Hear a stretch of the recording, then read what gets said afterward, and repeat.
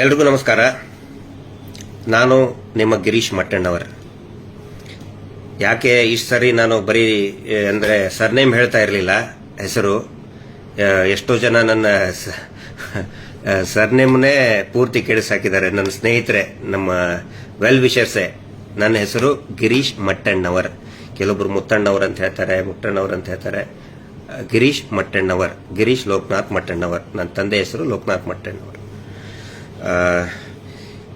ಈಗ ಇವತ್ತಿನ ಈ ಒಂದು ವಿಷಯ ಏನು ಅಂತ ಹೇಳಿದರೆ, ಸಮೀರ್ ಅವ್ರ ಮೇಲೆ ಬಳ್ಳಾರಿಯ ಕೌಲ್ ಬಜಾರ್ ಪೊಲೀಸ್ ಸ್ಟೇಷನ್ನಲ್ಲಿ ಕ್ರೈಮ್ ನಂಬರ್ 51/225 ಏನು ರಿಜಿಸ್ಟರ್ ಆಗಿದೆ 5ನೇ ತಾರೀಕಿಗೆ. ಅದರ ಬಗ್ಗೆ ಕೆಲವೊಂದು ಟಿವಿ ಚಾನೆಲ್ಗಳು ಕೂಡ ವಿಶ್ಲೇಷಣೆ ಮಾಡಿದ್ದಾರೆ. ಇದರ ರಹಸ್ಯ ಏನು ಅನ್ನೋದ್ರ ಬಗ್ಗೆ ಎಫ್ಐಆರ್ ಮುಂದೆ ಇಟ್ಕೊಂಡೆ ಶಬ್ದ ವರ್ಡ್ ಬೈ ವರ್ಡ್ ಅನಲೈಸ್ ಮಾಡುವಂತಹ ಪ್ರಯತ್ನವನ್ನು ನಾನು ಮಾಡ್ತಾ ಇದ್ದೀನಿ. ಯಾಕೆ ಈ ಎಫ್ಐಆರ್ ಅನ್ನ ಮಾಡಿದ್ರು, ಯಾಕೆ ಸೋಮೋಟೋವನ್ನೇ ಮಾಡಿದ್ರು, ಯಾಕೆ ಬಳ್ಳಾರಿಯ ಕೌಲ್ ಬಜಾರ್ ಪೊಲೀಸ್ ಸ್ಟೇಷನ್ ನಲ್ಲಿನೇ ಮಾಡಿದ್ರು. ಸೋಮೋಟೋ ಅಂದ್ರೆ ಸ್ವಯಂ ಪ್ರೇರಿತ, ಪೊಲೀಸರೇ ಮಾಡಿದ್ರು. ಯಾಕೆ ಮಾಡಿದ್ರು, ಅದರ ಹಿಂದಿನ ಒಂದು ಹುನ್ನಾರ ಏನಿತ್ತು, ಅದನ್ನ ಈ ಎಫ್ಐಆರ್ ಗಳ ಮೂಲಕನೇ ಎಫ್ಐಆರ್ ನಲ್ಲಿರೋ ಕಂಟೆಂಟ್ ಆಫ್ ದ ಕಂಪ್ಲೇಂಟ್ ಏನು ದೂರು ಕೊಟ್ಟಿರ್ತಾರಲ್ಲ, ಆ ದೂರಿನ ಒಂದು ಸಾರ ವರ್ಡ್ ಟು ವರ್ಡ್ ಒಂದು ವಿಶ್ಲೇಷಣೆ ಮಾಡಿ ಎಲ್ಲರಿಗೂ ಗಮನಕ್ಕೆ ತರುವಂತ ಒಂದು ಪ್ರಯತ್ನವನ್ನ ಮಾಡ್ತಾ ಇದ್ದೇನೆ. ಇದರಲ್ಲಿ ಹೆಚ್ಚಿನ ಉತ್ಪ್ರೇಕ್ಷೆ ಏನು ಕೂಡ ಇಲ್ಲ. ಪ್ರಾರಂಭದಲ್ಲಿ ನೋಡಿ, ಇದನ್ನ ಬಳ್ಳಾರಿಯಲ್ಲಿ ಮಾಡುವಂತಹ, ಬಳ್ಳಾರಿ ಮತ್ತು ಅದರಲ್ಲಿನೇ ಕೌಲ್ ಬಜಾರ್ನಲ್ಲಿ ಸಮೀರ್ ಇದ್ದಿದ್ದು ಬೆಂಗಳೂರಿನಲ್ಲಿ. ಕಳೆದ last 9 years he is the resident of Bengaluru. ಆದರೂ ಕೂಡ ಬಳ್ಳಾರಿ ಕೌಲ್ ಬಜಾರ್ನಲ್ಲಿನೇ ಮಾಡಿದರು. ಮತ್ತೆ ಠಾಣೆಗೆ ಅಲ್ಲಿ ದೂರನ್ನು ಕೊಟ್ಟಂತವರು ಶ್ರೀ ನಿಂಗಪ್ಪ ಅಂತ, ಪೊಲೀಸ್ ಸಬ್ ಇನ್ಸ್ಪೆಕ್ಟರ್ ಇನ್ವೆಸ್ಟಿಗೇಷನ್, ಒಬ್ಬ ತನಿಖಾಧಿಕಾರಿ ನಿಂಗಪ್ಪ ಅನ್ನೋರು, ಶ್ರೀಯುತ ನಿಂಗಪ್ಪ ಅನ್ನೋರು ಕೊಟ್ಟಂತ ದೂರಿನ ಮೇರೆಗೆ ಸ್ವಯಂ ಪ್ರೇರಿತ ದೂರು ದಾಖಲಾಗುತ್ತೆ. ಸೋಮೋಟೋ ಅಂತ ಹೇಳ್ತಾರೆ ಅದಕ್ಕೆ. ಇಲ್ಲಿ ಅವರು ಬರಿಬೇಕಲ್ಲ ಏನಾದರೂ, ಯಾಕೆ ದೂರು ಕೊಡ್ತಾ ಇದ್ದೀನಿ, ಏನು ಕಾರಣ, ಏನು ತೊಂದರೆ ಆಗಿದೆ ಬರಿಬೇಕಲ್ಲ. ಅವ್ರು ಏನು ಬರೀತಾರೆ ನೋಡಿ. ಕರ್ನಾಟಕ ಅಂದ್ರೆ 27/2/2025 ದೂತ ಸಮೀರ್ ಎಂಡಿ ದೂತ ಚಾಲನ ಸಮೀರ್ ಎಂಡಿ ಅವರು ಅಪ್ಲೋಡ್ ಮಾಡಿದ್ದು ಕಂಡು ಬರುತ್ತದೆ. ಇದರಲ್ಲಿ ನೋಡಿ, ಸ್ಟಾರ್ಟಿಂಗ್ ಇವ್ರು ಹೇಳ್ತಾರೆ, ಮಾಡುವಂತ ಮೊದಲನೆಯ ಒಂದು ಗುರುತರವಾದಂತಹ ತಪ್ಪು ಅಂದ್ರೆ ಇಂಟೆನ್ಷನಲ್ಲಿನೇ ಮಾಡುವಂತದ್ದು ಏನಂತ ಹೇಳಿದ್ರೆ, ಸಾರಾಂಶದಲ್ಲಿ ಏನು ಹೇಳ್ತಾರೆ, ಈಗ ಕೆಲವು ದಿನಗಳಿಂದ ದೂತ .ಸಮೀರ್ ಎಂಡಿ ದೂತ ಯೂಟ್ಯೂಬ್ ಚಾನೆಲ್ನಲ್ಲಿ youtube.com ದೂತ ಸಮೀರ್ ಊರಿಗೆ ದೊಡ್ಡವರೇ ಕೊಲೆ ಮಾಡಿದವರ ಅಂತ ಆದ ಮೇಲೆ ಕ್ವಶನ್ ಮಾರ್ಕ್ ಇದೆ. ಇವರು ಈ ಎಫ್ಐಆರ್ ಕಂಟೆಂಟ್ ಅಲ್ಲಿ ಕ್ವಶನ್ ಮಾರ್ಕ್ ಹಾಕಿಲ್ಲ ಅವರು. ಅಂದ್ರೆ ಸಮೀರ್ ಅವರಿಗೆ ಮತ್ತು ಜನಸಾಮಾನ್ಯರಿಗೆ ಒಂದು ಕ್ವಶನ್ ಮಾರ್ಕ್ ಇತ್ತು. ಪಾಪ ನಿಂಗಪ್ಪನವರು ಅವರೇ ಮಾಡಿಬಿಟ್ರು ಅಂತ ಹೇಳಿಬಿಟ್ರು, ಊರಿಗೆ ದೊಡ್ಡವರೇ ಕೊಲೆ ಮಾಡಿಬಿಟ್ರು ಅಂತ ಹೇಳಿಬಿಟ್ರು. ಇದು ಒಂದೇದ್ದು ಅವರು ಮಾಡಿರುವಂತಹ ಮೂರ್ಖತನ. ಕ್ವಶನ್ ಮಾರ್ಕ್ ಇದೆಯಲ್ಲ, ದೊಡ್ಡವರ ಅಂತ ಕ್ವಶನ್ ಮಾರ್ಕ್ ಇದೆ, ಆದ್ರೆ ಇವು ದೊಡ್ಡವರ ಅಂತೇಳಿ ನಿಂಗಪ್ಪ ಅವರು ಹೇಳಿಬಿಟ್ರು, ಇವರೇ ಕೊಲೆ ಮಾಡಿಬಿಟ್ರು ಅಂತ ಹೇಳಿ. Point number 1. ನಂಬರ್ 2, ಇವರು ಏನ್ ಹೇಳ್ತಾರೆ ಇದರಲ್ಲಿ ಕರ್ನಾಟಕ ರಾಜ್ಯ ವಿಶ್ವವಿಖ್ಯಾತ ಧಾರ್ಮಿಕ ಸ್ಥಳವಾದ ಧರ್ಮಸ್ಥಳದ ಧರ್ಮಾಧಿಗಳು ಮತ್ತು ಅವರ ಕುಟುಂಬದವರ ವಿರುದ್ಧ, ದಯವಿಟ್ಟು ಕೇರ್ಫುಲ್ ಆಗಿ ಇದನ್ನ ಕೇಳಿಸ್ಕೊಳ್ಳಿ. ಇಲ್ಲಿ ಏನ್ ಹೇಳ್ತಾರೆ, ಎಷ್ಟು ಜಾಣತನದಿಂದ ಡ್ರಾಫ್ಟ್ ಮಾಡಿದ್ದಾರೆ ಸ್ವಲ್ಪ ತಿಳ್ಕೊಳ್ಳಿ. ಇವ್ರು ಏನ್ ಹೇಳ್ತಾರೆ, ಒನ್ಸ್ ಅಗೇನ್ ಐ ರಿಪೀಟ್, ಈ ಇದರಲ್ಲಿ ಅಂದ್ರೆ ಈ ಯೂಟ್ಯೂಬ್ ಈ ಎಪಿಸೋಡ್ ನಲ್ಲಿ ಕರ್ನಾಟಕ ರಾಜ್ಯ ವಿಶ್ವವಿಖ್ಯಾತ ಧಾರ್ಮಿಕ ಸ್ಥಳವಾದ ಧರ್ಮಸ್ಥಳದ ಧರ್ಮಾಧಿಕಾರಿಗಳು ಮತ್ತು ಅವರ ಕುಟುಂಬದವರು ಅಂತ ಹೇಳಿದ್ರೆ ಧರ್ಮಸ್ಥಳ ವಿಶ್ವವಿಖ್ಯಾತ ಅಲ್ಲ, ಧಾರ್ಮಿಕ ಸ್ಥಳವಾದ ಧರ್ಮಸ್ಥಳದ ಧರ್ಮಾಧಿಕಾರಿಗಳು ಮತ್ತು ಅವರ ಕುಟುಂಬದವರ ವಿರುದ್ಧ. ಅಂದ್ರೆ ಧರ್ಮಸ್ಥಳ ವಿಶ್ವವಿಖ್ಯಾತ ನಾವು ಒಪ್ಕೋತೀವಿ, ಆದ್ರೆ ಇಲ್ಲಿ ಏನ್ ಬರೆದಿದ್ದಾರೆ, ಆ ವಿಶ್ವವಿಖ್ಯಾತ ಧರ್ಮಸ್ಥಳದ ಧರ್ಮಾಧಿಕಾರಿಗಳು ಮತ್ತು ಅವರ ಕುಟುಂಬದವರು, ಅಂದ್ರೆ ಅವರ ಕುಟುಂಬದವರು ವಿಶ್ವವಿಖ್ಯಾತ. ಅವ್ರ ಕುಟುಂಬದವ್ರ ಹೆಸರು ಎಷ್ಟು ಜನಕ್ಕಪ್ಪ ಗೊತ್ತೈತೆ ಹೇಳಿ ನೋಡೋಣ. ಅವ್ರ ಕುಟುಂಬದವರು ವಿಶ್ವವಿಖ್ಯಾತ ಅಂತ ಹೇಳ್ಬಿಡ್ತಾರೆ ನಿಂಗಪ್ಪನವರಿಗೆ ಸ್ವತಃ ನಿಂಗಪ್ಪನವರಿಗೆ ಗೊತ್ತಿಲ್ಲ ಅವ್ರ ಕುಟುಂಬದಾಗ ಎಷ್ಟು ಜನ ಸದಸ್ಯರಿದ್ದಾರೆ ಅಂತೇಳಿ. ಬಹುಶಃ ಅವ್ರ ಮಿಸಸ್ ಹೆಸರು ಏನು ಅಂತ ಎಷ್ಟು ಜನಕ್ಕೂ ಕೂಡ ಗೊತ್ತಿಲ್ಲ, ವೆರಿ ಫ್ಯೂ ಪೀಪಲ್. ಅವರ ಮಗಳ ಹೆಸರು ಏನಂತ ಹೇಳಿ ಅನೇಕ ಜನರಿಗೆ ಗೊತ್ತಿಲ್ಲ. ಅವರ ತಮ್ಮನ ಹೆಸರು ಏನು ಅಂತ ಗೊತ್ತಿಲ್ಲ, ಬರೀ ಅಲ್ಲಿ ಅತ್ತೆ ಒಂದಿಷ್ಟು ರೇಪಿಸ್ಟ್ ಗ್ಯಾಂಗ್ ಏನಿದೆ ಅವರಿಗೆ ಗೊತ್ತಿದೆ. ಇನ್ನು ಕೆಲವೊಂದಿಷ್ಟು ವ್ಯವಹಾರ ಮಾಡೋರು ಗೊತ್ತಿದೆ ತಮ್ಮನ ಹೆಸರು. ತಮ್ಮನ ಮಗನ ಹೆಸರು 100% ವಿಶ್ವವಿಖ್ಯಾತ. ಮೂರು ಲೋಕದಲ್ಲಿ, ಈ ಅತಳ ಸುತಳ ಪಾತಾಳ ಮೂರು ಲೋಕದಲ್ಲಿ ಕೂಡ ಕುಖ್ಯಾತ ತಮ್ಮನ ಮಗ. ಈಗ ಇಡೀ ಕುಟುಂಬನೇ ವಿಶ್ವವಿಖ್ಯಾತ, ವಿಶ್ವ ಕುಖ್ಯಾತ ಆಗಿದೆ ಸಮೀರ್ ವಿಡಿಯೋದಿಂದ. That is different. ಆದರೆ ಧರ್ಮಸ್ಥಳ ವಿಶ್ವವಿಖ್ಯಾತ ನಾವು ಎಲ್ಲರೂ ಒಪ್ತೀವಿ, ನಮಗೆ ಹೆಮ್ಮೆ ಅದು. ಆದ್ರೆ ಇವ್ರು ಏನ್ ಹೇಳ್ತಾರೆ, ವಿಶ್ವವಿಖ್ಯಾತ ಧರ್ಮಸ್ಥಳದ ಧರ್ಮಾಧಿಕಾರಿಗಳು ಮತ್ತು ಅವರ ಕುಟುಂಬ. ನೋಡಿ ಇಲ್ಲಿ ಯಾವ ರೀತಿ ಟ್ಯಾಗ್ ಮಾಡ್ತಾ ಇದ್ದಾರೆ. ಧರ್ಮಸ್ಥಳಕ್ಕೆ ಮತ್ತು ಧರ್ಮಸ್ಥಳದ ಜನಪ್ರಿಯತೆಗೆ, ಧರ್ಮಸ್ಥಳದ ಪಾವಿತ್ರ್ಯತೆಗೆ ಈ ಕುಟುಂಬವನ್ನ ಯಾವ ರೀತಿ ಲಿಂಕ್ ಮಾಡ್ತಾ ಇದ್ದಾರೆ ನೋಡಿ ಇಲ್ಲಿ, ಇದರಲ್ಲಿ ಗೊತ್ತಾಗುತ್ತೆ. ಆನಂತರ ಈ ಅವರ ಕುಟುಂಬದ ವಿರುದ್ಧ ಪರೋಕ್ಷವಾಗಿ ಆರೋಪಗಳನ್ನು ಮಾಡಿದ್ದು. ಪರೋಕ್ಷ ಅಂದ್ರೆ ಏನು? ಇಂಡೈರೆಕ್ಟ್. ಇವ್ರಿಗೆ ಹೆಂಗಪ್ಪ ಇಂಡೈರೆಕ್ಟ್ ಅನ್ನೋದನ್ನ? ಇಂಡೈರೆಕ್ಟ್ ಅಂದ್ರೆ ಇಮ್ಯಾಜಿನೇಷನ್. ನಿಂಗಪ್ಪನವರು, ಮಾನ್ಯ ಸಬ್ ಇನ್ಸ್ಪೆಕ್ಟರ್ ನಿಂಗಪ್ಪನವರು ಒಂದು ಇಮ್ಯಾಜಿನೇಷನ್ ಮಾಡ್ಕೊಂಡ್ಬಿಟ್ರು. ಯಾರಿಗಂದಿದ್ದಾರೆ? ಅವ್ರಿಗೆ ಅಂದಿದ್ದಾರೆ ಅಂತೇಳಿ. ಆ ಇಮ್ಯಾಜಿನೇಷನ್ ಮಾಡಿಕೊಂಡು ಆ ಇಮ್ಯಾಜಿನೇಷನ್ ಅನ್ನ, ಆ ಪರಿಕಲ್ಪನೆಯನ್ನ FIR ಗೆ ಇಳಿಸಿದರು. ಅವರನ್ನ ಪರೋಕ್ಷವಾಗಿ ಮಾಡಿದ್ದು. ಸೌಜನ್ಯ ಕೇಸು, ನಾರಾಯಣ ಮತ್ತು Yamuna case, Vedavalli case, bank manager case, Padmalatha case, Ravi Poojary ಕೇಸುಗಳನ್ನು ಉಲ್ಲಂಘಿಸಿ ಧರ್ಮಸ್ಥಳದ ಧರ್ಮಾಧಿಕಾರಿಗಳು ಮತ್ತು ಅವರ ಕುಟುಂಬದ ಸದಸ್ಯರು ಆಗಿರುತ್ತಾರೆಂದು ಆರೋಪಿಸಿದ್ದು. ಅಂದ್ರೆ ಇಂಡೈರೆಕ್ಟ್ ಆಗಿ ಆರೋಪಿಸಿದ್ದಾರೆ. ಕೇಸ್ ಯಾವ್ಯಾವ ಹೇಳ್ತಾ ಇದ್ದಾರೆ ಅಂತ ಹೇಳಿದ್ರೆ, ಸೌಜನ್ಯ ಕೇಸ್ ಫಸ್ಟ್, ಅದಕ್ಕೆ ಬರ್ತೀನಿ ನಾನು. ಒಂದೇ ಒಂದು ಪಾಯಿಂಟ್ ಅದರ ಲಿಂಕ್ ಹೋಯ್ತಾ? ಓಕೆ, ಅದರಲ್ಲಿ ಒಂದೇ ಒಂದು ಪಾಯಿಂಟ್ ಹೇಳ್ತೀನಿ.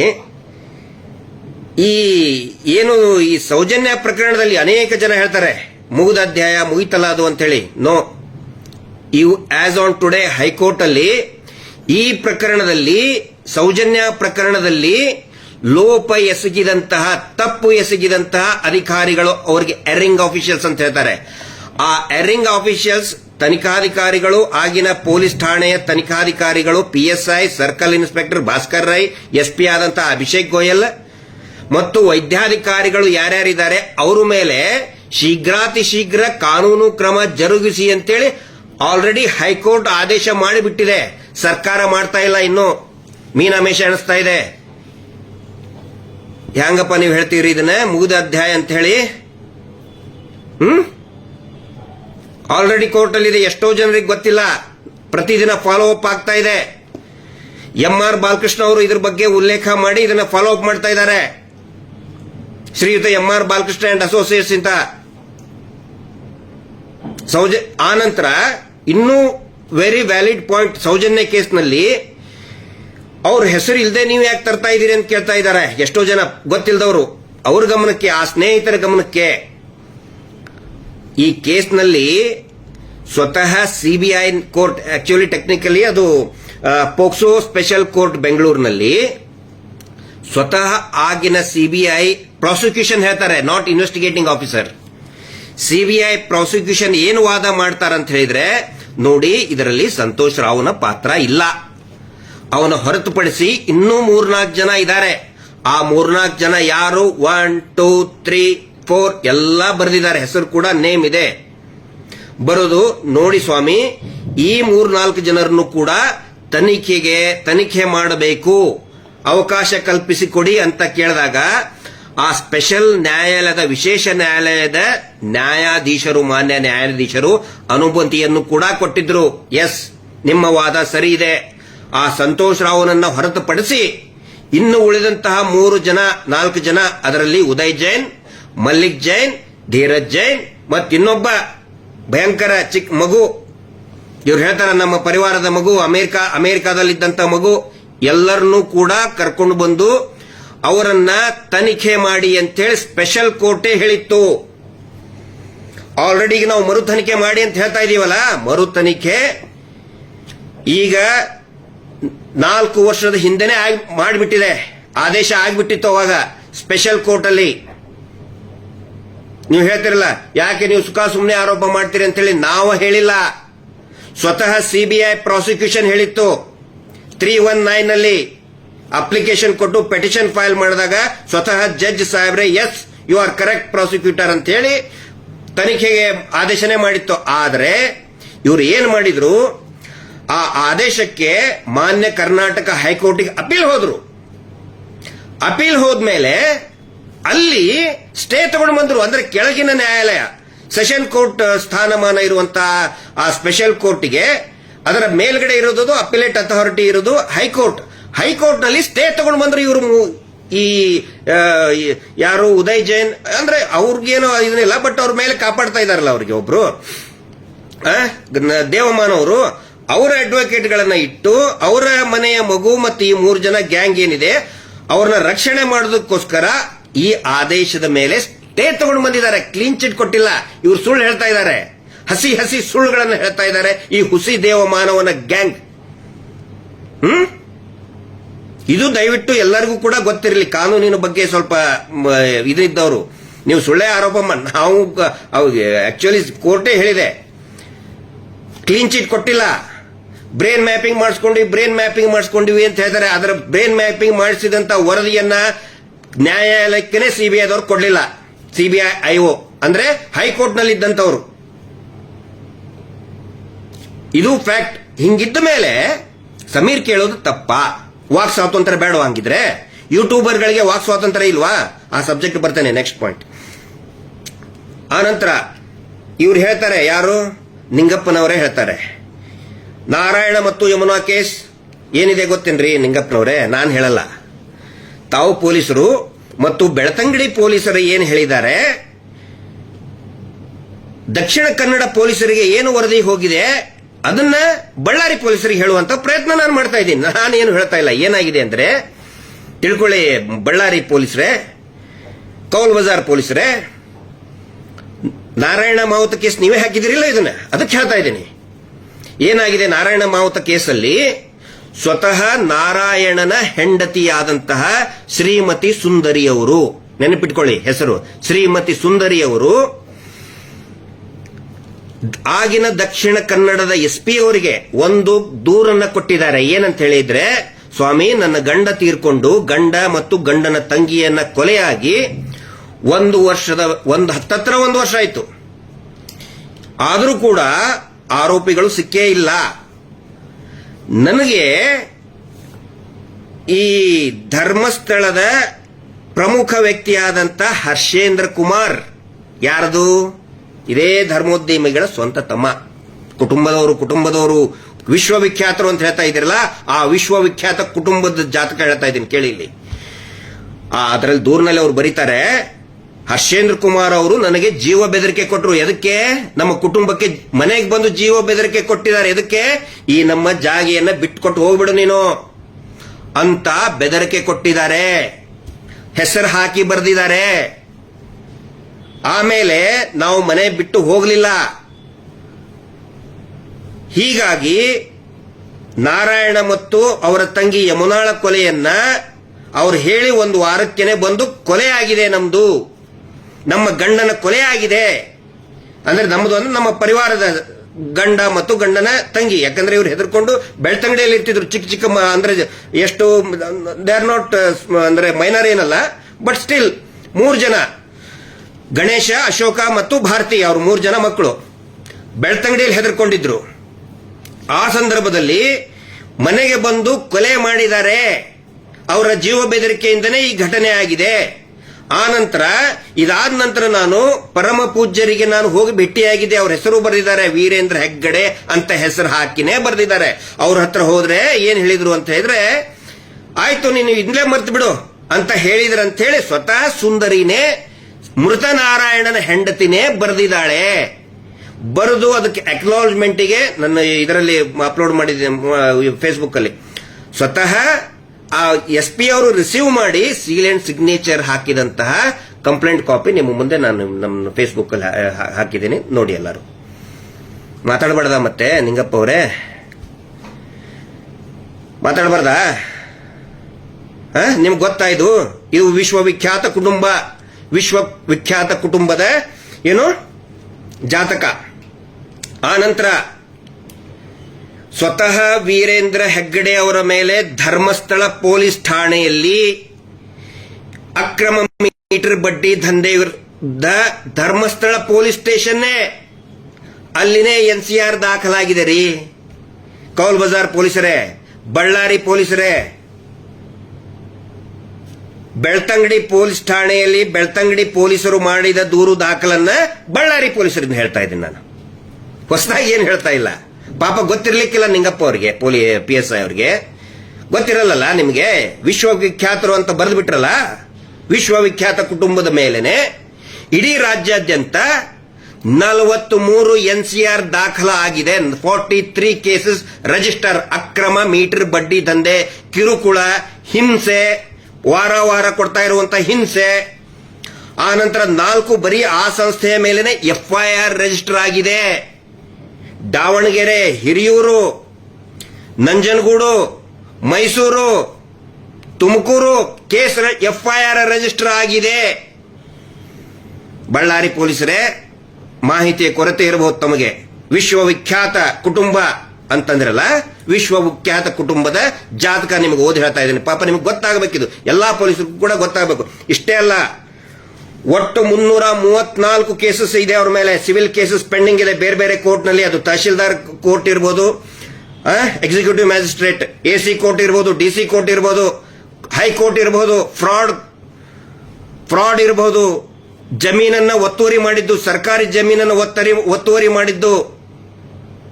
334 ಕೇಸ್ಗಳಾಗಿದೆ. ವಿಶ್ವವಿಖ್ಯಾತ ಕುಟುಂಬ ಅದರ ಮೇಲೆ.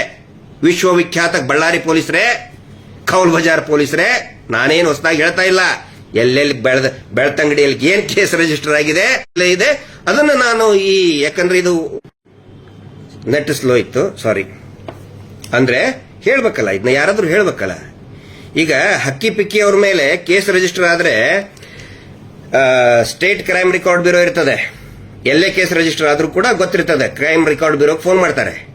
ಫೋನ್ ಮಾಡಿ ಕೇಳ್ಕೊತಾರೆ ಹಕ್ಕಿ ಪಿಕ್ಕಿ ಅವ್ರ ಮೇಲೆ. ಯಾಕಂದ್ರೆ ಕಳ್ತನದ ಆರೋಪ ಸುಮಾರು ಇರ್ತದೆ. ಪಾಪ ಆ ಕಮ್ಯುನಿಟಿ ಮೇಲೆ ನಾನು ಬೈತಾ ಇಲ್ಲ, ಇಟ್ಸ್ ಟ್ರೈಬಲ್ ಕಮ್ಯುನಿಟಿ, ಬೈತಾ ಇಲ್ಲ. ಆದ್ರೆ ಕೆಲವೊಂದಿಷ್ಟು ವಾಂಡರಿಂಗ್ ಟ್ರೈಬ್ಸ್ ಇರ್ತವೆ, ಅವ್ರ ಮೇಲೆ ಕೇಸ್ ರಿಜಿಸ್ಟರ್ ಆದ್ರೆ ಎಲ್ಲಾ ಪೊಲೀಸ್ ಸ್ಟೇಷನ್ ಅವ್ರು ಕೇಳ್ತಾರೆ ನಿಮ್ಮ ಇದರಲ್ಲಿ ರಿಜಿಸ್ಟರ್ ಆಗಿದೆಯಾ. ಪಾಪ ಇವ್ರ ಬಗ್ಗೆ ವಿಶ್ವವಿಖ್ಯಾತ ಕುಟುಂಬ ಅಲ್ಲ, ಸ್ಟೇಟ್ ಕ್ರೈಮ್ ರೆಕಾರ್ಡ್ ಬ್ಯೂರೋನಲ್ಲಿ ಎಂಟ್ರಿ ಮಾಡಿರಂಗಿಲ್ಲ ನೀವು, ನನಗೆ ಗೊತ್ತಿದೆ. ಅದ್ರ ಸಲುವಾಗಿ ನಾನು ಹೇಳ್ತಾ ಇದ್ದೀನಿ, ನೋಡಿ ಇಷ್ಟು ಕೇಸ್ ಆಗಿದೆ, ರಾಜ್ಯದ ಎಲ್ಲಾ ಪೊಲೀಸರು ಕೂಡ ಗೊತ್ತಾಗಿಲ್ಲ. ಯಾಕಂದ್ರೆ ನಾಳೆ ಮತ್ತೆ ಇನ್ನೊಂದು ಬೀದರ್ನಲ್ಲೇ, ಶಿವಮೊಗ್ಗದಲ್ಲೇ ಮಾಡಿ ವಿಶ್ವವಿಖ್ಯಾತ ಕುಟುಂಬದ ಮೇಲೆ ಅಂದ್ಬಿಟ್ಟ ಅಂತ ಹೇಳಿ ರಿಜಿಸ್ಟರ್ ನೀವು ಹೇಳ್ತಿರಲ್ಲ, ಇದೇ ಸೇಮ್ ಕಂಟೆಂಟ್, ಸೇಮ್ ಸ್ಕ್ರಿಪ್ಟ್ ಗೊತ್ತಿರಲಿ ಅಂತ ಹೇಳ್ತಾ ಇದ್ದೀನಿ.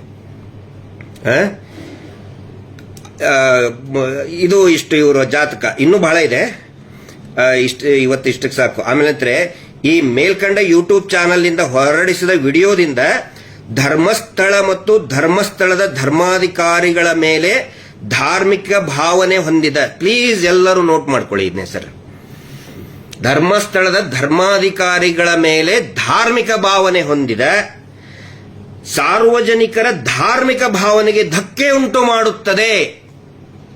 ಇದನ್ನ ನೋಟ್ ಮಾಡ್ಕೊಳ್ಳಿ ಅಂತ ಯಾಕೆ ಹೇಳಿದೆ ಅಂತ ಹೇಳಿದ್ರೆ, ಧಾರ್ಮಿಕ ಭಾವನೆ ಅಂತ ಹೇಳಿದ್ರೆ ಯಾವ ಧರ್ಮದ ಭಾವನೆ?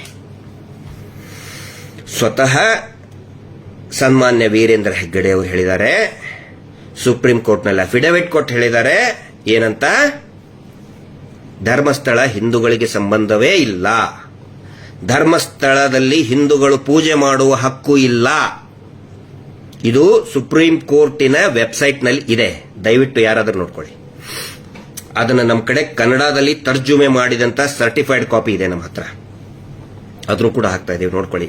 ಆಲ್ರೆಡಿ ಪಬ್ಲಿಕ್ ಡೊಮೇನ್ ಅಲ್ಲಿ ಇದೆ, ಒನ್ಸ್ ಅಗೇನ್ ಹಾಕ್ತಾ ಇದೀವಿ, ಅದನ್ನು ನೋಡ್ಕೊಳ್ಳಿ. ಸ್ವತಃ ಧರ್ಮಾಧಿಕಾರಿಗಳೇ ಸುಪ್ರೀಂ ಕೋರ್ಟ್ನಲ್ಲಿ ಹೇಳಿಬಿಟ್ಟಿದ್ದಾರೆ, ಹಿಂದೂಗಳಿಗೆ ಇದರಲ್ಲಿ ಹಕ್ಕೇ ಇಲ್ಲ, ಪೂಜೆ ಮಾಡುವ ಹಕ್ಕಿಲ್ಲ, ಇದು ಧಾರ್ಮಿಕ ಸಂಸ್ಥೆ ಅಲ್ಲವೇ ಅಲ್ಲಂದ ಮೇಲೆ ಯಾವ ಧರ್ಮದ ಧಾರ್ಮಿಕ ಭಾವನೆಗಳಿಗೆ ಧಕ್ಕೆ ಉಂಟಾಗುತ್ತದೆ? ಸನ್ಮಾನ್ಯ ನಿಂಗಪ್ಪನವರೇ, ಕೌಲ್ ಬಜಾರ್ ಪೊಲೀಸರೇ, ಸುಪ್ರೀಂ ಕೋರ್ಟ್ ಅಲ್ಲಿ ಇದ್ದು ನಿಮ್ಗೆ ಹೇಳ್ತಾ ಇದ್ದೀನಿ. ಪಾಪ ನಿಮ್ಮ ಮಾಹಿತಿ ಕೊರತೆ ಇದೆಯಲ್ಲ, ನೀವೇನೋ ಇಮ್ಯಾಜಿನೇಷನ್ ಮಾಡ್ಕೊಂಡ್ಬಿಟ್ರಿ, ಪರಿಕಲ್ಪನೆ ಮಾಡ್ಕೊಂಡ್ಬಿಟ್ರಿ, ಧಕ್ಕೆ ಉಂಟಾಗುತ್ತಂತ ಹೇಳಿ. ಮತ್ತಿಲ್ಲಿ ಯಾರು ನಂಬಬೇಕು? ಅವರು ಅದರದ್ದು ಓನರು, ಧರ್ಮಾಧಿಕಾರಿಗಳು ಅದರದ್ದು ಓನರು, ದೇವಸ್ಥಾನದ ಓನರ್ ಅಂತ ಹೇಳ್ಕೊತಾರೆ. ನಾವು ಅದರ ಭಕ್ತರು, ದೇವಸ್ಥಾನದ ಭಕ್ತರು. ನಾವು ದೇವಸ್ಥಾನದ ಭಕ್ತರು. ಧರ್ಮಾಧಿಕಾರಿಗಳು ಹೇಳಿದ್ ನಂಬೇಕಾ, ನಿಂಗಪ್ಪ ಅವ್ರು ಹೇಳಿದ್ ನಂಬೇಕಾ? ನಾವು ಎಲ್ಲೋ ಕೌಲ್ ಬಜಾರ್, ಬಳ್ಳಾರಿ ಕೌಲ್ ಬಜಾರ್ PSI ನಿಂಗಪ್ಪ ಅವ್ರ ಮಾತನ್ನ ನಂಬಬೇಕಾ? ಸುಮ್ಮನೆ ಹಂಗೆ ಕಲ್ಪನೆ ಮಾಡಿದ ಮಾತನ್ನ ನಾವು ಭಕ್ತರು ನಾವು ನಂಬಬೇಕಾ? ಅಥವಾ ಆ ಧರ್ಮಸ್ಥಳ ದೇವಸ್ಥಾನದ ಓನರ್, ಕಾಂಟ್ರಾಕ್ಟರ್ ಶ್ರೀಯುತ ವೀರೇಂದ್ರ ಹೆಗ್ಗಡೆ ಧರ್ಮಾಧಿಕಾರಿಗಳೇ ಹೇಳಿದ್ದಾರೆ, ಸುಪ್ರೀಂ ಕೋರ್ಟ್ಗೆ ಅಫಿಡವಿಟ್ ಕೊಟ್ಟು ಹೇಳಿದ್ದಾರೆ, ಇದು ಹಿಂದೂ ದೇವಸ್ಥಾನ ಅಲ್ಲ, ಹಿಂದೂಗಳಿಗೆ ಇದಕ್ಕೆ ಸಂಬಂಧನೇ ಇಲ್ಲ, ನಾವು ಜೈನರು, ಇದು ನಮ್ಮ ಜೈನ್ ಇನ್ಸ್ಟಿಟ್ಯೂಟ್. ಅದನ್ನು ನಂಬಬೇಕಾ? ಅಲ್ಲರಿ, ನೀವು ಇಮ್ಯಾಜಿನೇಷನ್ ಮಾಡಿಕೊಂಡು FIR ಮಾಡಿದಿರಲ್ರಿ ಆ ಹುಡುಗನ ಮೇಲೆ. ಆ ನಂತರ ಅನೇಕ ಜನ ಹೇಳ್ತಾರೆ ದೇವಸ್ಥಾನಕ್ಕೆ ಬೈದ, ಅದರಲ್ಲಿ ಒಂದು ವರ್ಡ್ ಯೂಸ್ ಮಾಡಿದ್ದಾರೆ. ನಿನ್ನೆ ಕಂಪ್ಲೀಟ್ ನಾವು ಅದನ್ನ ರೈಟಿಂಗ್ ನಲ್ಲಿ ಇಳಿಸ್ಕೊಂಡಿದ್ದೇವೆ. ಅದರಲ್ಲಿ ಏನು ಒಂದು ಹೇಳ್ತಾನೆ ಗೊತ್ತಾ? ಧರ್ಮಸ್ಥಳದ ಶ್ರೀ ಮಂಜುನಾಥ ಸ್ವಾಮಿ ಅನ್ನುವ ಶಬ್ದ ಬಳಸಿದ್ದಾನೆ ಸರ್. ಶ್ರೀ ಮಂಜುನಾಥ ಸ್ವಾಮಿ ಅಂದರೆ ಅಪಮಾನ ಏನ್ರಿ? ಯಾರಿಗಿರಿ ಅಪಮಾನ ಆಯ್ತು? ಯಾರಿಗೆ ಅಪಮಾನ ಆಯ್ತು? ಸ್ವಲ್ಪ ಹೇಳ್ರಪ್ಪ. ಇಷ್ಟು ಬರೆದು 299 BNS ನಲ್ಲಿ ದೂರು ದಾಖಲು ಮಾಡಲು ಕೋರುತ್ತೇನೆಂದು ಇದ್ದ ಮೇರೆಗೆ ಠಾಣೆ ಗುನ್ನೆ ನಂಬರ್ 51/2024 ಅಲ್ಲಿ ನಮೂದಿಸಿಕೊಳ್ಳುತ್ತೇನೆ. ಇದು FIR ನ ಜಿಸ್ಟು. ಇದು ಏನಂತ ಹೇಳಿದ್ರೆ, ಈ ಓದಿದ್ನಲ್ಲ, ಇದು ನಮಗೆ ರೂಢ ಆಗಿಬಿಟ್ಟಿದೆ. ಕಳೆದ 1 ವರ್ಷದಿಂದ ಓದಿ ಓದಿ ಓದಿ ಓದಿ ಇದನ್ನೇ. ಮಹೇಶ್ ಶೆಟ್ಟರ್ ಮೇಲೆ 13 ಕೇಸು, ಎಲ್ಲಾ 13 ಕೇಸ್ನಲ್ಲಿ ಫಸ್ಟ್ ಪ್ಯಾರಾ ಬರೋದು ಇದೇ ಸೇಮ್ ಸ್ಕ್ರಿಪ್ಟ್.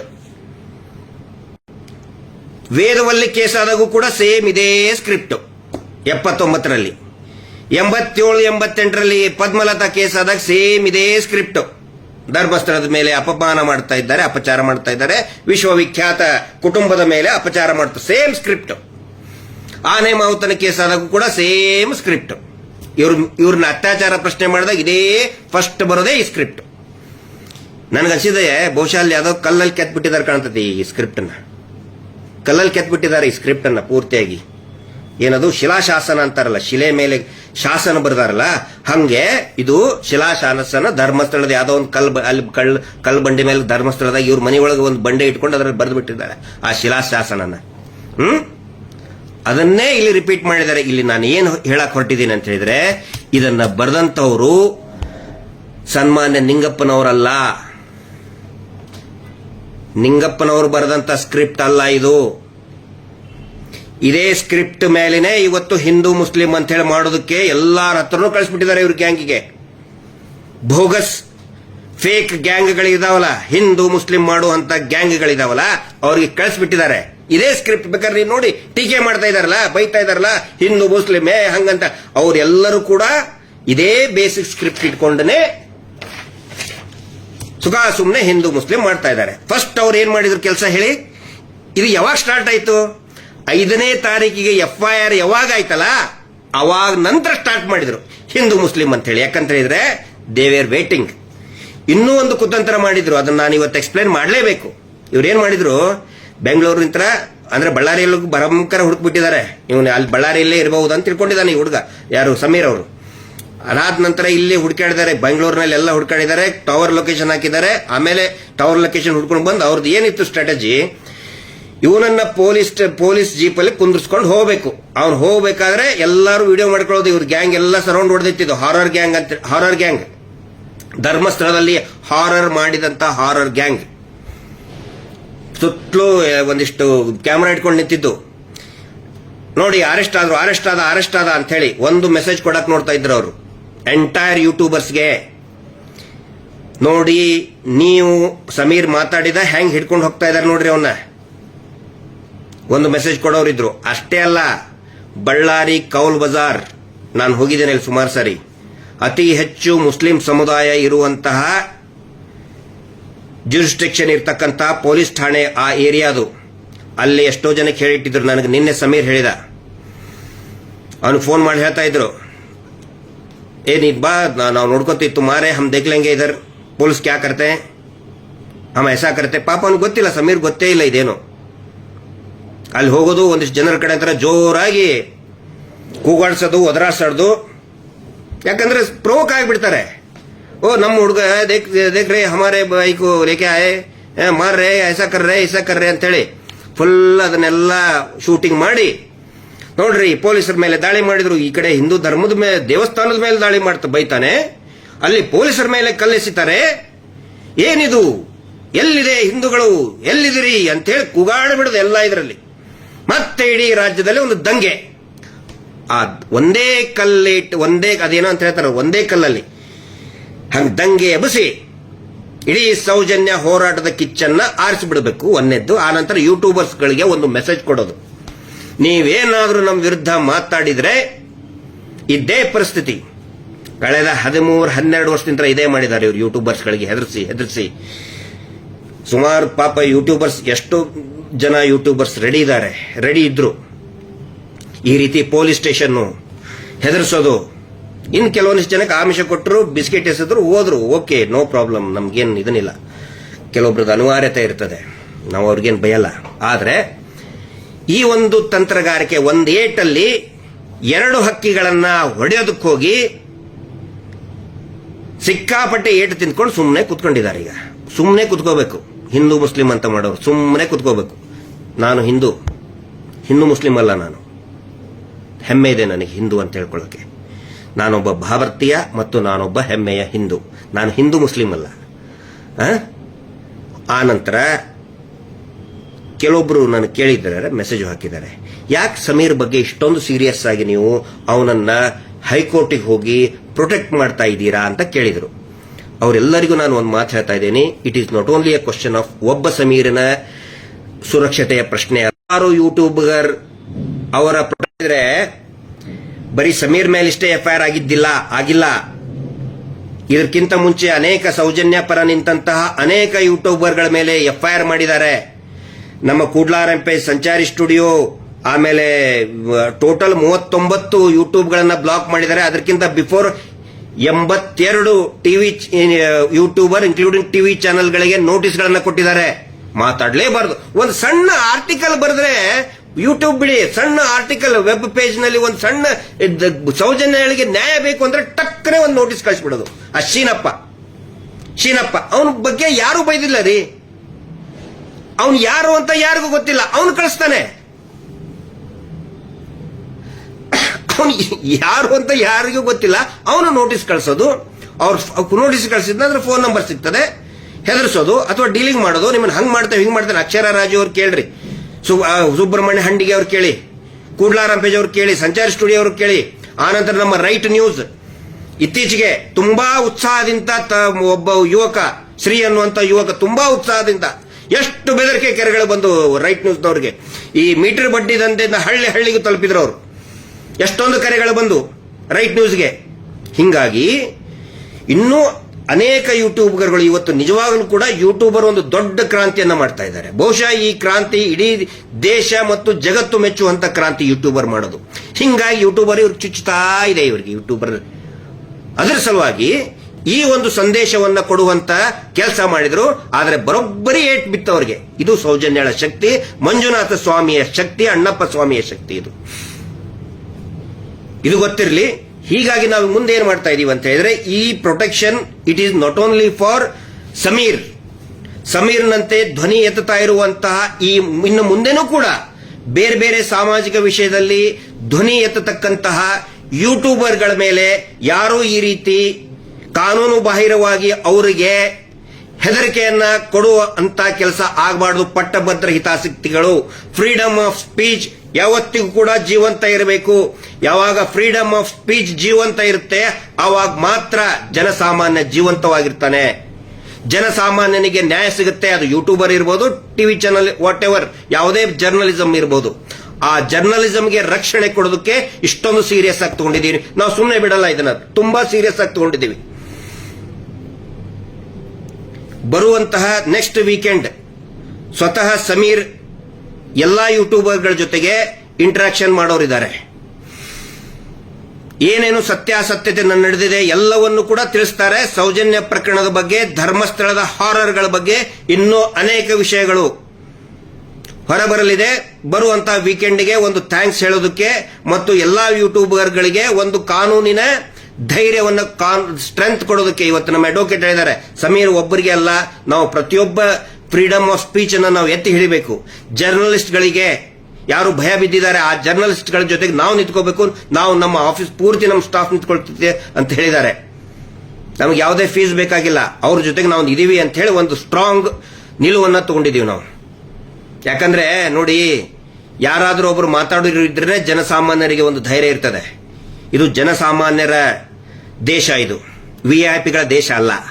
ಜನಸಾಮಾನ್ಯರಿಗೆ ಧೈರ್ಯ, ಅದನ್ನ ಜನಸಾಮಾನ್ಯರಿಗೆ ತಲುಪಿಸೋರು ಯಾರು? ಪ್ರೆಸ್. ಅದರಲ್ಲಿ ವಿಶೇಷವಾಗಿ ಯೂಟ್ಯೂಬರ್ಗಳು ಮತ್ತೆ ಈ ಪೇಜ್ ರೈಟರ್ಸ್ಗಳು, ಕಂಟೆಂಟ್ ರೈಟರ್ಸ್ಗಳು, ಅವರಿಗೋಸ್ಕರ ಒಂದು ಇಂಟರಾಕ್ಷನ್, ಸಮೀರ್ ಅವ್ರ ಜೊತೆಗೆ ಒಂದು ಇಂಟರಾಕ್ಷನ್ ಸೆಷನ್ ಅನ್ನು ಇಟ್ಟಿದ್ದೀವಿ. ದಯವಿಟ್ಟು ಯಾರು ನ್ಯಾಯದ ಪರವಾಗಿದ್ದೀರಿ ಎಲ್ಲರೂ ಕೂಡ ಬರಬೇಕು ಅಂತ ನಾನು ಕೈ ಮುಗಿದು ಕೇಳ್ತಾ ಇದ್ದೀನಿ. ಸೌಜನ್ಯ ನ್ಯಾಯಪರ ಸಮಿತಿಯಿಂದ ಈ ಒಂದು ಸೌಜನ್ಯಳಿಗೆ ನ್ಯಾಯ ಸಿಗಬೇಕು ಮತ್ತು ಧೈರ್ಯವಾಗಿ ನೀವು ಪ್ರಸಾರ ಮಾಡೋದಕ್ಕೆ, ನ್ಯಾಯಯುತವಾಗಿ ಪ್ರಸಾರ ಮಾಡೋದಕ್ಕೆ, ವಿನಾಕಾರಣ ಸುಳ್ಳು ಆರೋಪ ಮಾಡೋದಲ್ಲ, ನ್ಯಾಯಯುತವಾಗಿ ಪ್ರಸಾರ ಮಾಡೋದಕ್ಕೆ ಒಂದು ಉತ್ತೇಜನ ಕೊಡೋದಕ್ಕೆ ಈ ಒಂದು ಇದನ್ನ ಇಟ್ಕೊಂಡಿದ್ದೀವಿ. ದಯವಿಟ್ಟು ಪ್ರತಿಯೊಬ್ಬರು ಕೂಡ ಯಾರ್ಯಾರಿಗೆ ಉತ್ಸಾಹ ಇದೆ, ಈ ಸುಮ್ಮನೆ ಬಂದು ಗಲಾಟೆ ಮಾಡೋರಿಗೆ ಅವಕಾಶ ಇಲ್ಲ. ಅದು ಇದು ಏನೇನೋ ಮಾತಾಡ್ಕೊಂಡು ಗಬ್ಬೆಬ್ಸೋರಿಗೆ ಅವಕಾಶ ಇಲ್ಲ. ಆ ತರ ಮಾಡಿದ್ರೆ ಹೊರಗಡೆ ಹಾಕುವಂತ ವ್ಯವಸ್ಥೆನೂ ಕೂಡ ಇದೆ. ಅದಕ್ಕೆ ದಯವಿಟ್ಟು ಯಾರ್ಯಾರು ಫ್ರೀಡಮ್ ಆಫ್ ಸ್ಪೀಚ್ ಅನ್ನ ಬೆಂಬಲಿಸ್ತೀರಿ ತಮ್ಮೆಲ್ಲರಿಗೂ ಕೂಡ ಈ ಬರುವ ವೀಕೆಂಡ್ ನಾವು ಡೇಟು, ಟೈಮು ಮತ್ತು ಪ್ಲೇಸು ಎಲ್ಲಾನು ಕೂಡ ನಾಳೆ ಅಥವಾ ಮ್ಯಾಕ್ಸಿಮಮ್ ಸುಮಾರದವರೆಗೆ ಎಲ್ಲಾ ಯೂಟ್ಯೂಬರ್ಗಳಿಗೂ ಕೂಡ ತಲುಪಿಸ್ತೇವೆ. ಸೌಜನ್ಯ ನ್ಯಾಯಪರವಾಗಿದ್ದಂಥವ್ರಿಗೆ, ಯಾರು ಈ ದೇಶದ ಪ್ರಜೆಗಳು ಅನ್ಕೋತೀರಿ ಅಂದ್ಕೊಂಡಿದ್ದು ಸುಮಾರು ಜನ ಪಾಪ ನಿಜವಾಗ್ಲೂ hats off YouTubers and Facebook, ಇನ್ಸ್ಟಾಗ್ರಾಮ್ನಲ್ಲಿ ಪೇಜ್ ರೈಟರ್ಸ್ಗಳಿಗೆ ಹ್ಯಾಟ್ಸ್ ಆಫ್. ಒಂದು ದೊಡ್ಡ ಕ್ರಾಂತಿಗೆ ಚಾಲನೆಯನ್ನು ಕೊಟ್ಟಿದ್ದೀರಿ. ಹೀಗಾಗಿ ಒಂದು ಥ್ಯಾಂಕ್ಸ್ ಗಿವಿಂಗ್ ಸೆಷನ್ ಅನ್ನ ಮತ್ತೆ ಇನ್ನೂ ಅನೇಕ ಧರ್ಮಸ್ಥಳದ ಹಾರರ್ಗಳನ್ನ ದಾಖಲೆ ಸಮೇತ ಬಿಡುಗಡೆ ಮಾಡುವಂತ ಒಂದು ಪ್ರಯತ್ನ ನಡೀತದೆ. ದಯವಿಟ್ಟು ಎಲ್ಲರೂ ಬರಬೇಕು ಅಂತ ಕೇಳ್ಕೊತಾ ಇದ್ದೀನಿ. ಅಲ್ಟಿಮೇಟ್ಲಿ ಈ ಹೋರಾಟ ಒಂದು ತಾರ್ಕಿಕ ಅಂತ್ಯಗೊಳ್ಳಲೇಬೇಕು. ಅತ್ಯಂತ ವೇಗವಾಗಿ ಹರಡ್ತಾ ಇದೆ. ಆ ನಂತರ ಎಲ್ರಿಗೂ ಹೇಳ್ತಾ ಇದ್ದೀನಿ, ಪ್ರಚಾರ ನೋಡಿ, ಯಾವತ್ತಿಗೂ ಕೂಡ ಇಂಡಿವಿಜುವಲ್, ನಾನು ನನ್ನ ಬಗ್ಗೆ ಹೇಳ್ತಾ ಇದ್ದೀನಿ, ಇಂಡಿವಿಜುವಲ್ ವ್ಯಕ್ತಿಗೆ ನನಗೆ ಪ್ರಚಾರ ಯಾವತ್ತಿಗೂ ನೋಡಿ ಒಂದು ಹೋರಾಟ ಯಾಕೆ ಹಾಳಾಗ್ತಾ ಇದೆ ಅಂತ ಹೇಳಿದ್ರೆ, ಗಿರೀಶ್ ಮಟ್ಟಣ್ಣ ಅವರಿಗೆ ದೊಡ್ಡವನ್ ಮಾಡಿದ್ರೆ ಅದೇ ಒಂದು ದೊಡ್ಡ ಕಂಟಕ. ಪ್ಲೀಸ್ ಸಬ್ಜೆಕ್ಟ್ ಬಗ್ಗೆ, ಹೋರಾಟದ ಬಗ್ಗೆ ನೀವು ಕನ್ಸರ್ನ್ ಇರಲಿ. ನಮ್ಮನ್ನ ದೊಡ್ಡವ್ರು ಮಾಡೋದು ಬೇಡ, ನಮ್ಮನ್ನ ಹೀರೋ, ನಮ್ಮನ್ನ ಏನೋ I am very common man, ಒಬ್ಬ ಸಾಮಾನ್ಯ ವ್ಯಕ್ತಿ ನಾನು. ಪ್ಲೀಸ್ ಸೌಜನ್ಯ ಹೋರಾಟದ ಬಗ್ಗೆ ಧ್ವನಿಗೂಡಿಸಿ ಅಂತ ಕೇಳ್ತಾ, ಮತ್ತೆ ನಮ್ಮ ಮಹೇಶ್ ಶೆಟ್ಟಿ ತಿಮ್ಮರೋಡಿ ಅವರ ನೇತೃತ್ವದಲ್ಲಿ ನಡೀತಾ ಇರುವಂತಹ ಈ ಸಂಪೂರ್ಣ ಅವರ ಮಾರ್ಗದರ್ಶನದಲ್ಲಿ ನಡೀತಾ ಇರ್ತಕ್ಕಂಥ ಅನೇಕ ಈ ಹೋರಾಟದ ಅನೇಕ ಮಜಲುಗಳಿಗೆ ಎಲ್ಲರ ಒಂದು ಬೆಂಬಲ ಇರಲಿ ಅಂತ ಹೇಳಿ ಇವತ್ತಿನ ಈ ಒಂದು ಲೈವ್ ಅನ್ನು ಮುಗಿಸ್ತಾ ಇದ್ದೇನೆ. ಪ್ರತಿಯೊಬ್ಬರು ಕೂಡ ಇದನ್ನ ಶೇರ್ ಮಾಡಿ, ಸಾಧ್ಯ ಆದಷ್ಟು ಜನರಿಗೆ ಶೇರ್ ಮಾಡಿ. ಎಲ್ಲರೂ ಕೂಡ ಸಾಕಷ್ಟು ಜನ ಜಾಗೃತರಾಗಿದ್ದಾರೆ. ಡ್ಯೂ ಟು ಸಮೀರ್ ವಾಯ್ಸ್ ತುಂಬಾ ದೊಡ್ಡದಿದೆ, ತುಂಬಾ ರೀಚ್ ತುಂಬಾ ದೊಡ್ಡದಾಗಿದೆ. ಹೀಗಾಗಿ ಪ್ರತಿ ಹಂತದಲ್ಲಿನೂ ಕೂಡ ಇದನ್ನು ಗಮನಿಸಿ ಪ್ರತಿಯೊಬ್ಬರು ಕೂಡ ಇದರಲ್ಲಿ ಭಾಗಿಯಾಗಿ ಅಂತ ಹೇಳ್ತಾ ಇವತ್ತಿನ ಈ ಲೈವ್ ಅನ್ನು ಮುಗಿಸ್ತಾ ಇದ್ದೇನೆ. Justice for Soujanya.